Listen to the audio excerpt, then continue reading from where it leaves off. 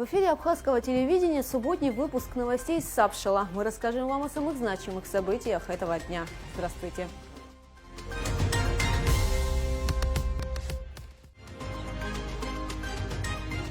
Сегодня в выпуске продолжается официальный визит делегации Республики Башкортостан. Защитить себя и близких. Расскажем о ситуации с иммунизацией. Несломленный. История ветерана Отечественной войны народа Абхазии Анатолия Накопия.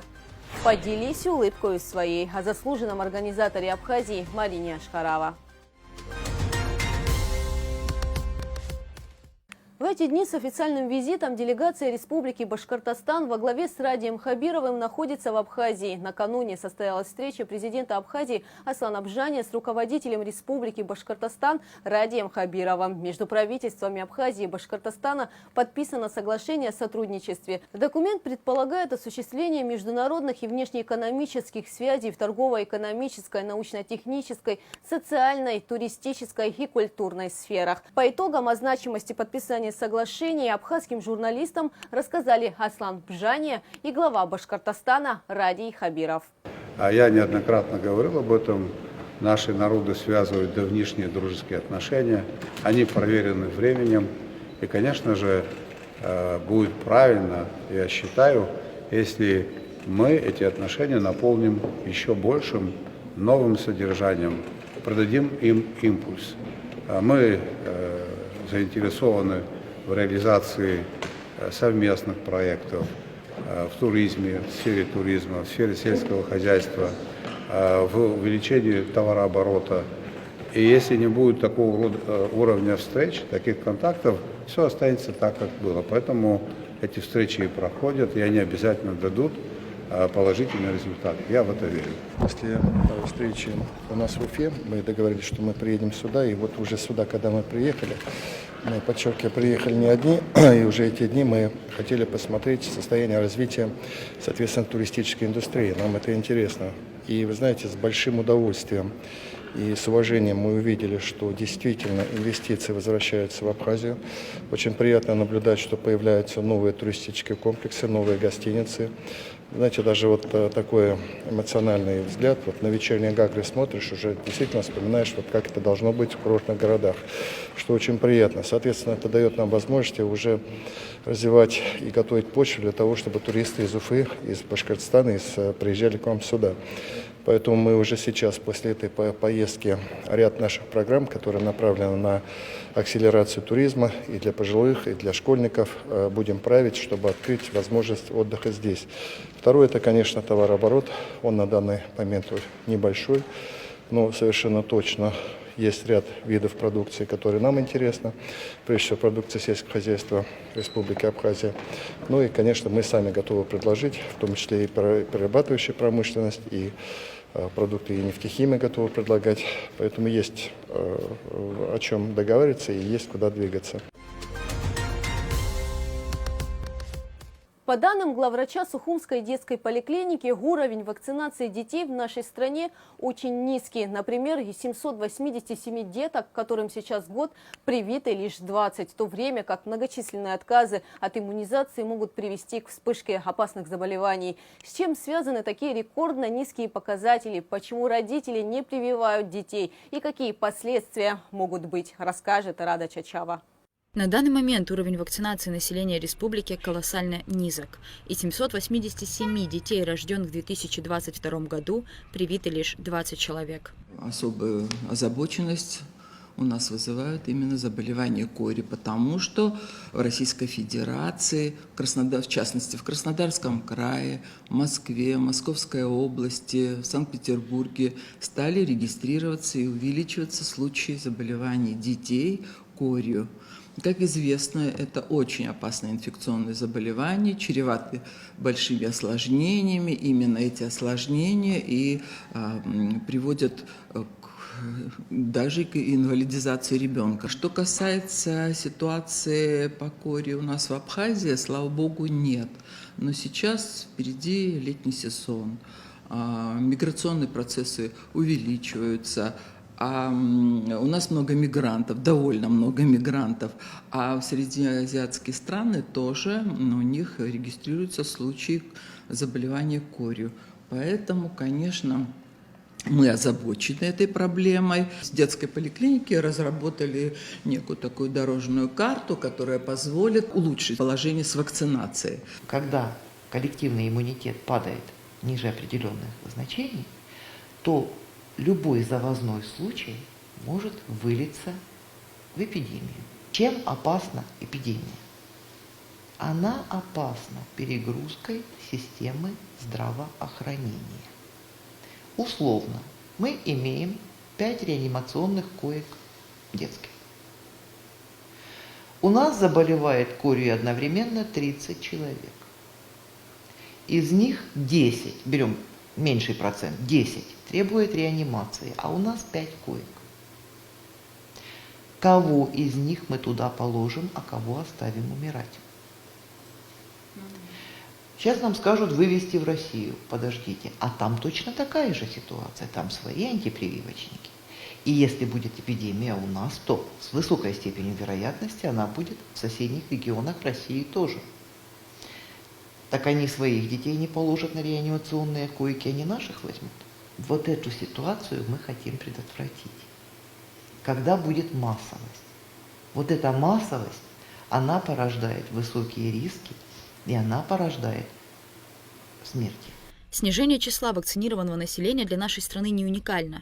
Иммунизация – одна из наиболее успешных мер общественного здравоохранения, но за последние десятилетия прогресса в этой области не наблюдается.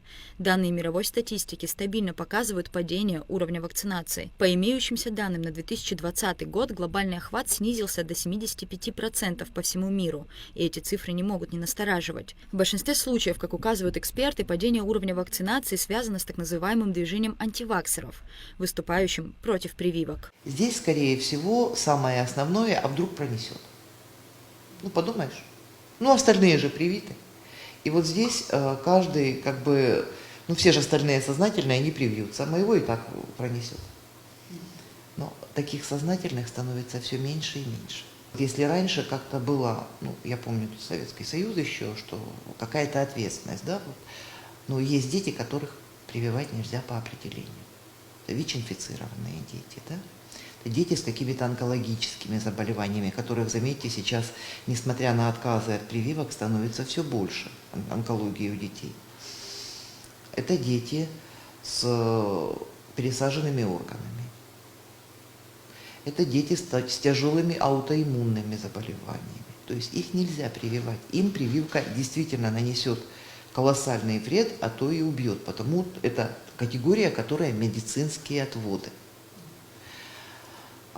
И когда я начинаю разговаривать о том, что не прививая своего ребенка, вы вот этим тоже наносите ущерб, мне отвечают, подумаешь, пусть об этом их родители думают. Да, антивакцинальное настроение есть, и буквально проводилось даже исследование вот этих антивакцинальщиков и родителей, которые не прививают. Там несколько категорий есть.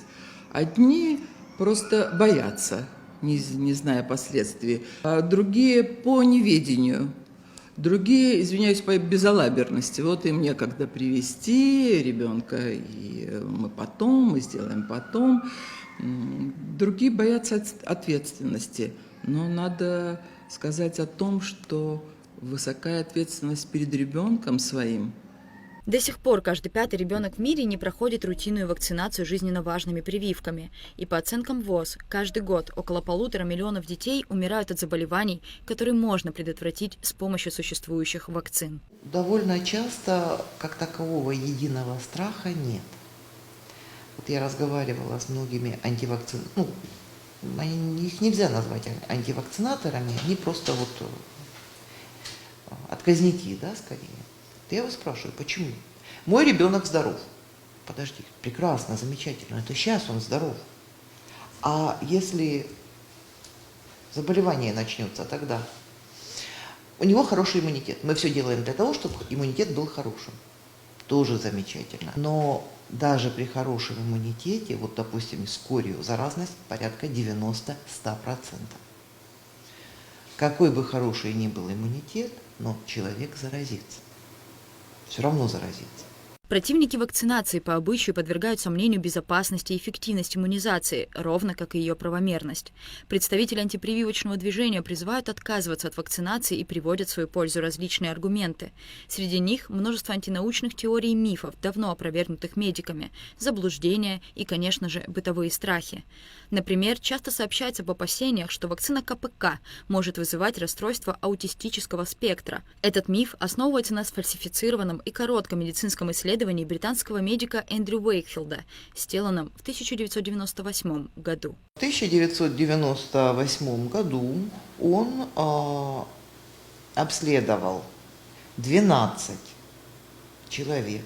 Я почему заостряю внимание на цифре 12? Потому что 12 для медицины выборка совершенно недостаточная. Чтобы очень долго не рассказывать, могу только сказать, что это вот его исследование в 2010 году было отозвано, потому что было проведено независимое обследование. Вот он исследовал 12 случаев, а есть такая компания Cochrane, кто как переводит. Так вот, они исследовали 675 тысяч. И они независимы, то есть не медицинская какая-то вот как фирма или компания или что-то. Нет, это как общественная организация, она больше идет. И вот они провели очень масштабное исследование и выяснили, что исследование Уэйкфилда недостоверно. Ну и вы сами прекрасно понимаете, да, 12 и 675 тысяч. Ну, разные вещи. Так вот, доктора Уэйкфилда исключили из медицинского реестра Великобритании из-за этических нарушений, связанных с его недобросовестным исследованием и личной финансовой заинтересованностью. При значительном снижении уровня вакцинации теоретически могут вернуться все давно регулируемые болезни – корь, краснуха, натуральная оспа, туберкулез. В вопросах столь важных, как вакцинация, нужно изучать статистику на больших выборках, советоваться с педиатрами, медиками, учеными, а не опираться на рассказы знакомых или блогеров. Юлия Самойлова, да? И она на Олимпиаде, на открытии Олимпиады пела. Так вот, и она сама в интервью говорила, ее мать, что она заболела после прививки от полиомиелита.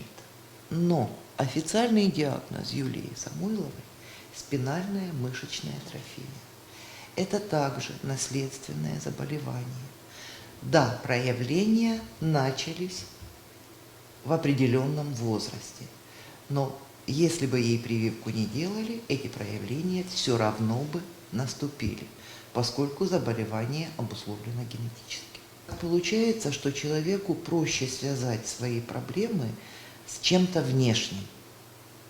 То есть, кирпич на голову упал, прививку сделали, собака укусила, да? И поэтому люди изо всех сил ищут внешнего врага. Конечно, надо, чтобы планомерно проводилась работа. Хороший участковый педиатр и доверительные отношения со своим педиатром играют очень большую роль в том плане, чтобы родитель принял решение. Почти все семьи приводят своих детей, доктора, и здесь у нас вакцинируются. Я не помню никакого серьезного последствия после нашей бельгийской вакцины, которая включает в себя корь, паротит, краснуху, чтобы были какие-то серьезные осложнения. Необходимо также помнить, что колоссальное количество заболеваний было побеждено человечеством именно благодаря вакцинации, начиная от натуральной оспы и костного туберкулеза, заканчивая значительным уровнем снижения заболеваемости полиомиелитом, лечения от которого нет и который чрезвычайно опасен именно последствиями для организма человека. По экспертным оценкам, благодаря вакцине от полиомиелита в мире остались живых 1,5 миллиона человек, и 18 миллионов могут ходить. Лечения против полиомиелита эффективного не существует. Если, допустим, можно надеяться при коклюше, при дифтерии, да, на антибиотики, что вытащат, то полиомиелит тут уж как повезет. И тут очень зависит от того самого иммунитета. Отмирают нервы, и все, и с этим ты ничего не сделаешь. Если при ДЦП, если приложить огромную массу усилий, то можно немножко скомпенсировать человека, то после полиомиелита нет. Это навсегда. Часть опасения общества в вопросах вакцинации, как показывает статистика, связаны и с непосредственно компонентами вакцин или же их производителями. В нашу республику завозятся вакцины российского производства и производства ЮНИСЕФ. Они абсолютно безопасны, проверены и опытом, и годами, а порой десятилетиями использования. Регулярно на всех каналах, по всем СМИ, всем объясняем, откуда берутся вакцины, как перевозятся, с соблюдением холодовой цепи. Все это контролируется, потому что никто из нас не хочет навредить ни одному ребенку. Вот просто никто. ЮНИСЕФ тоже старается изо всех сил. Теперь уже многие вакцины оснащены индикаторными кружочками. Если вакцина была нагрета, кружочек меняет свой цвет, перекрасить его невозможно. Если он цвет поменял, мы его просто выбрасываем. Даже не пытаемся рисковать. Вакцин у нас предостаточно. ЮНИСЕФ, с учетом того, что у нас очень маленькое детское население, поставляет нам самые модные вакцины. В России очень многие хотят привиться именно этими вакцинами. Но там и эти вакцины приходится чаще всего покупать в аптеках. И стоимость одной дозы составляет от 5000. И мы можем сказать: извините, мы вот эту не хотим, вот эту нам дайте. И ЮНИСЕФ идет нам навстречу. Каждая вакцина, которая сюда завозится, она имеет документы, причем все документы, как положено, со всеми печатями. Все это сперва изучается, потом мы можем сказать: да, хорошо, давайте. А можем сказать: извините, вы знаете, вот вы нам там в прошлом году или позапрошлом вот эту привозили, давайте вы нам лучше эту привезете. И ЮНИСЕФ соглашается. У нас отличный вакцинальный кабинет, современный, вновь отремонтированный, соответствующий всем стандартам, санэпидрежимам. У нас новая, молодая, но опытная медсестра вакцинального кабинета. Ну и общая обстановка, конечно, дружелюбная. На данный момент в детской поликлинике уже принимаются меры по увеличению уровня вакцинирования населения. Мы хотим сделать выборку детей, то есть список детей составить, которые посещают школы и детские дошкольные учреждения, которые по тем или иным обстоятельствам не получили коревой вакцины, чтобы мы могли контролировать эту ситуацию. Теперь хотим сделать индивидуальное приглашение родителям и раздать приглашение на вакцинацию.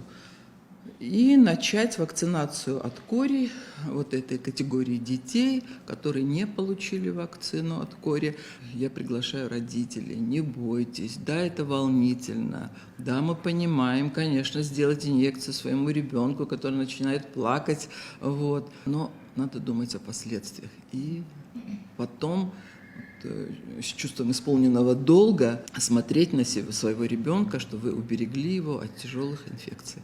На каждый аргумент противников вакцинации существует рациональный ответ. Исследования в действительности не верны. Для экспериментов в нашей республике слишком маленькая выборка, малое количество детского населения.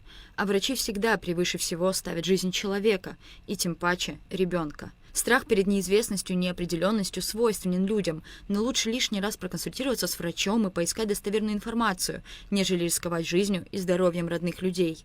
Ответственное отношение каждого гражданина к вакцинированию – это в первую очередь защита себя и своих близких. Рада Чачава, Константин Парулуа, Камила Джопуа, Абхазское телевидение.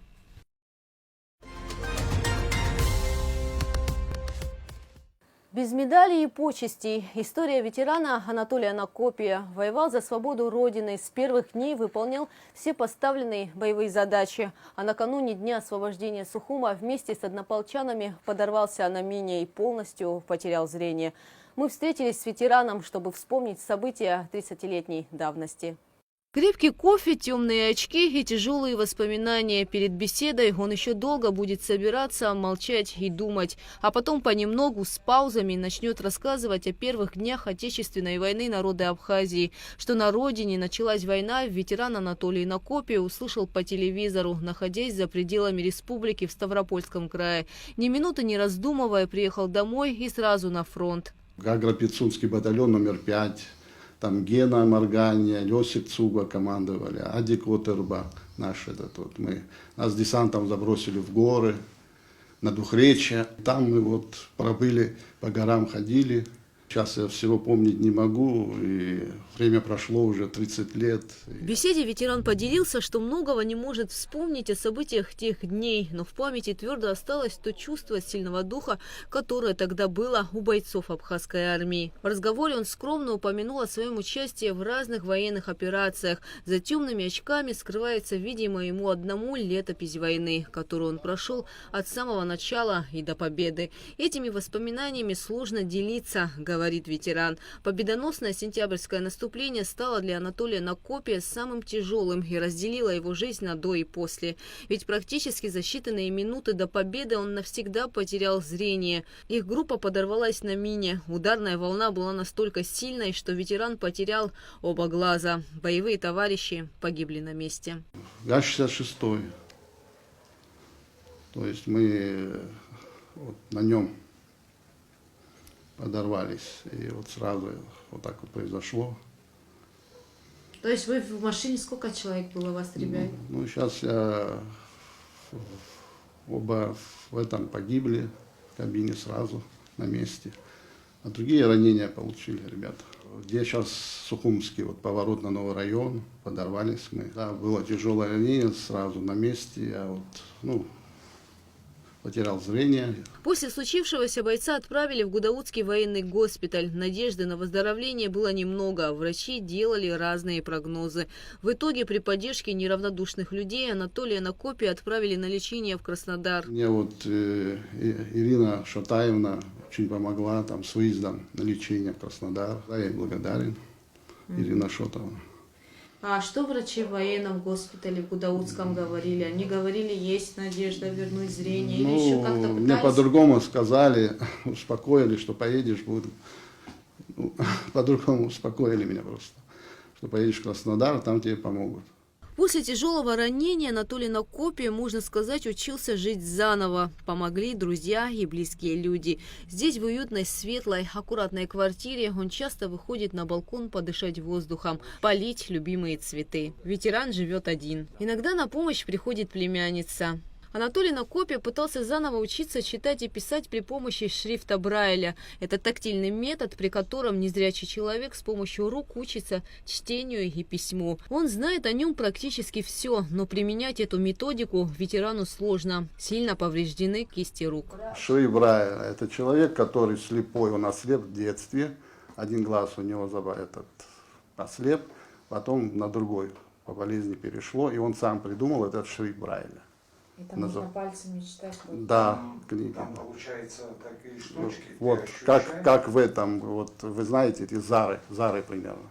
Ага. Вот, допустим, 1, 2, я сейчас не помню, это Б, одна точка, это А, 1, 2, вот напротив, две точки, по-моему, так. Или чуть-чуть на середину, вот дущач, да, вот 1, 2, 3, 1, 2, 3. Вот, допустим, буква А будет одна точка, если просто одна точка, это буква А.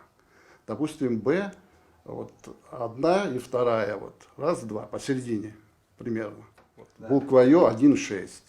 Примерно 6 правил. Многие ветераны, как Анатолий Накопия, на протяжении 30 лет скромно умалчивают свои боевые заслуги, и тем сложнее вести летопись войны. Они хранят в себе нерассказанные подвиги и события, которые могли быть вписаны в новейшую историю Абхазии. На интервью Анатолий согласился не сразу и, наверное, многого не рассказал. О своем участии в Отечественной войне народа Абхазии он говорит очень тихо и скромно. В сентябре в республике отметят 30-ю годовщину победы и независимости. Обычно в этот главный для страны день ветераны надевают военную форму с орденами и медалями на груди, собираются у могил боевых товарищей и вспоминают их. Анатолий Накопия еще не знает, как проведет 30 сентября. Последний раз на мероприятии в честь празднования Дня Победы был 10 или 15 лет назад. Орденов и медалей у Анатолия Накопия нет. Самая главная и важная для него награда – это свободная обсны, говорит ветеран, потерявший зрение, чтобы будущие поколения смогли увидеть мирное небо над головой. Каждый его день начинается с благодарности Богу. Благодарность Богу, что день наступил. Так начинается. И в течение дня вот справляюсь со своими буднями, готовкой,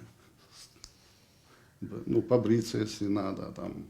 То есть вы сами готовите? Да, ну да, вот как-то научился вот готовить, бриться, стриться тоже вот, пандемию. Ну так вот это все. Вы один, получается, живете? Ну, да, да. Друзья часто приходят Да, ваши? да, друзья, да, часто приходят. Родственники тоже вот. С операцией в Москве друзья, родственники помогали. А операция в Москве это когда была? Ну, я 4 раза уже был в Москве. Последний раз вот в прошлом году, это надо было с протезами вопрос решить, и там другие вопросы, ну вот с протезами. Потому что у нас в Абхазии не производят их, а их надо менять. Видеть краски жизни важно, но также важно их чувствовать. Ему было всего 19, когда он ушел на фронт. Несмотря на все сложности, сегодня он оптимистично смотрит на жизнь. К юбилейной дате празднования Победы и независимости Абхазии ветеран пожелал всем жителям республики крепкого здоровья, счастья и безоблачного будущего. Гугут Савардани, Алексей Баструков, Абхазское телевидение.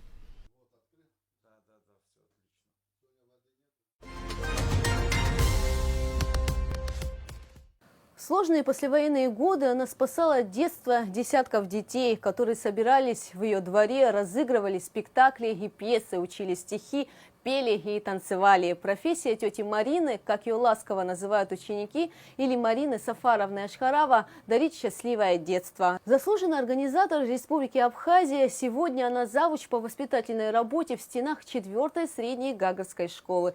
Главнее всего погода в школе. Девиз Марины Сафаровны, ее учеников и творческого коллектива.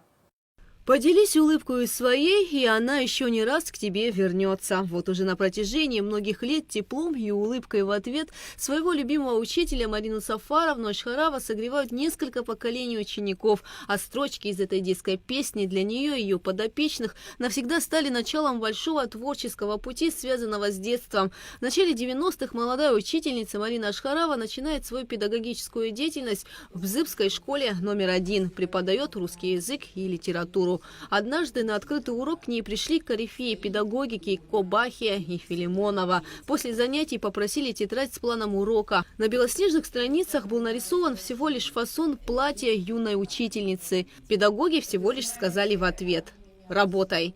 С того момента каждый день Марина Сафаровна трудится и дарит радость детям. В послевоенное время она спасала детство десятков детей. В своем дворе Марина Сафаровна организовывала площадку детских концертов, утренников и пьес. После войны был крайне тяжелый период, все это помнят и знают. К нам никто не приезжал на гастроли, была большая вселенская беда. И тогда, помогая родителям, которые уходили на работу, детки оставались, надо было тогда выживать. Я собирала детей во дворе, мы устраивали концерты. Потом мы собирали денежки, выезжали на экскурсию то в Сухум, то на Рильцу, то в Пицунду, на море. Всех деток объединяла дружба и желание выступать, как дети говорят. Ну вот мы и выступали, и выступали, и выступали. Все это обрастало и превратилось в такой коллектив, как «Поделись улыбкой своей». К тете Марине, как ее ласково называют дети, прибегала вся местная детвора. Все свое время Марина Сафаровна посвящала детям. Для того, чтобы шить костюмы для пьес, резала свои платья, занавески и даже шубу. И детки были от года и старше. И вот мы начинали репетиции. Не было это все спонтанно и как-нибудь. Нет, мы начинали репетиции. Детки приходили, вот я назначала время, мы начинали заниматься, ставили танцы, ставили спектакли маленькие, и все это шло. Потом детки уже до такой степени увлекались, что они сами что-то предлагали. Я всегда поддерживала эти идеи. Понимаете, все выглядело именно так. Они практически целый день были во дворе, с вами. были в нашем дворе, в котором все началось. Потом мы все сократили, потому что это был театр маленькой пародии, так скажем. И называлось все это просто «Улыбка». Потом Гурам Расимович позвонил в один из дней и сказал: «Сафаровна, вы выходите в школу на работу». Одуматься мне не дали возможности, я оказалась в Гагарской средней школе, в своей родной, любимой, в качестве уже организатора. Так группа «Улыбка» продолжила свое существование в стенах 4-й Гагарской школы, но уже в лицах всех учащихся этого образовательного учреждения, где сегодня Марина Сафаровна – завуч по воспитательной части.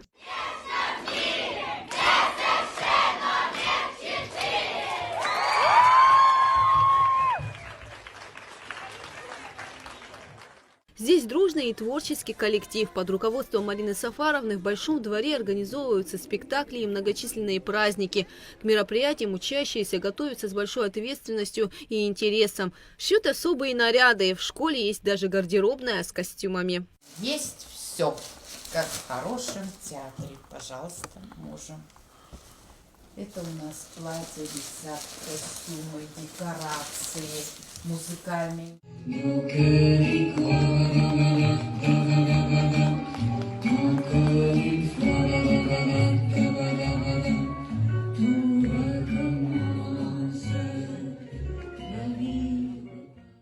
А еще в мероприятиях и сценках вместе со своими учениками участвуют и педагоги. Вместе они поют, танцуют, разучивают диалоги и отрывки из пьес.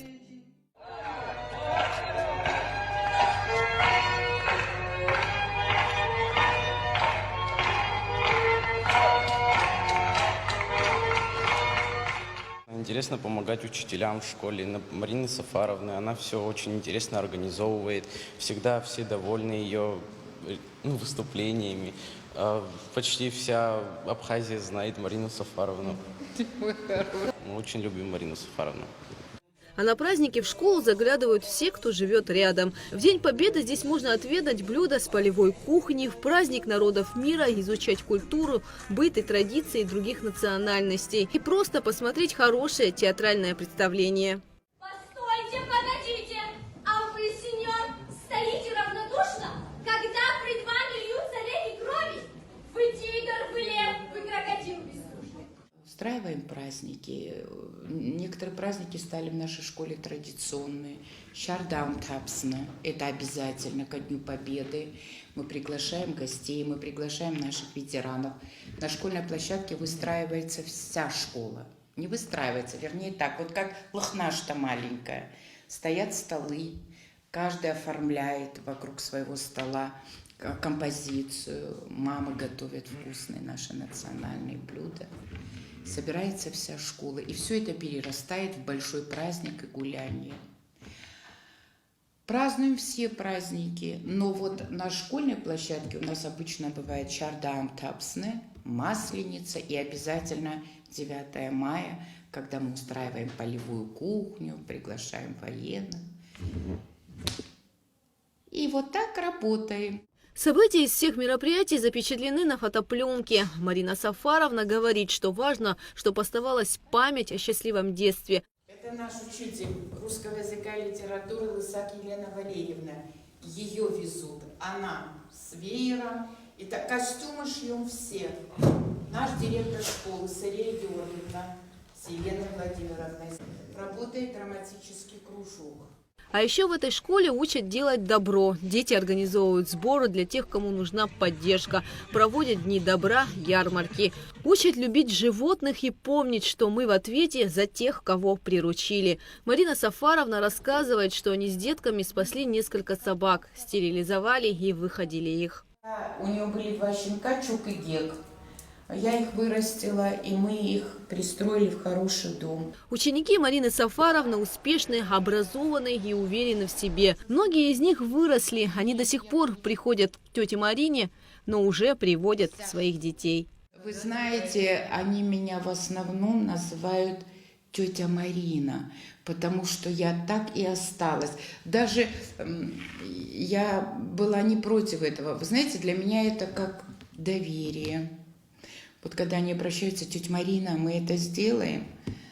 Сделаем. Вот так. Тетя Марина.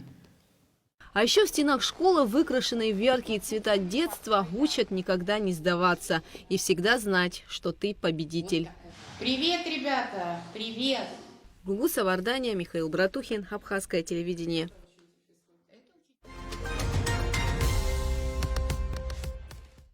На этом наш выпуск завершен. Побольше вам положительных эмоций и хороших новостей. Всего доброго!